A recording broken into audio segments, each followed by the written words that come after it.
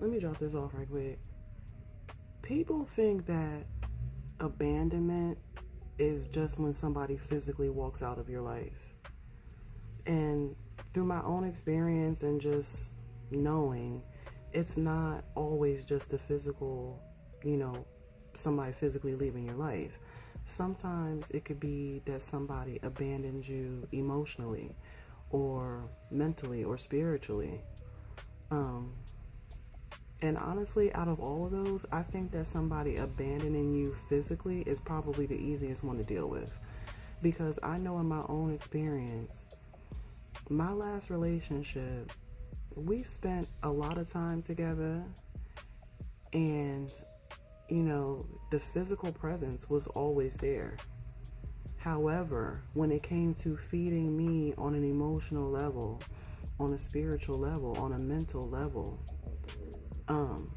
he had abandoned that.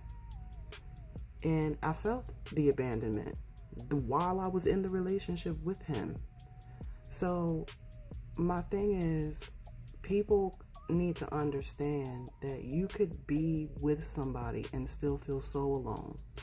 You could be in a room full of people and still feel so alone. Abandonment is way more than just, oh, you walked out of my life.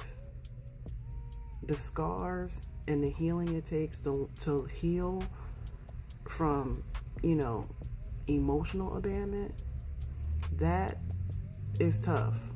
Somebody not being there anymore physically, I feel that that's easier to heal from.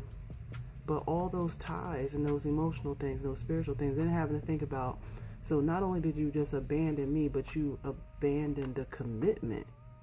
Like, you abandoned that. And that hit heavier for me than anybody ever walking out of my life.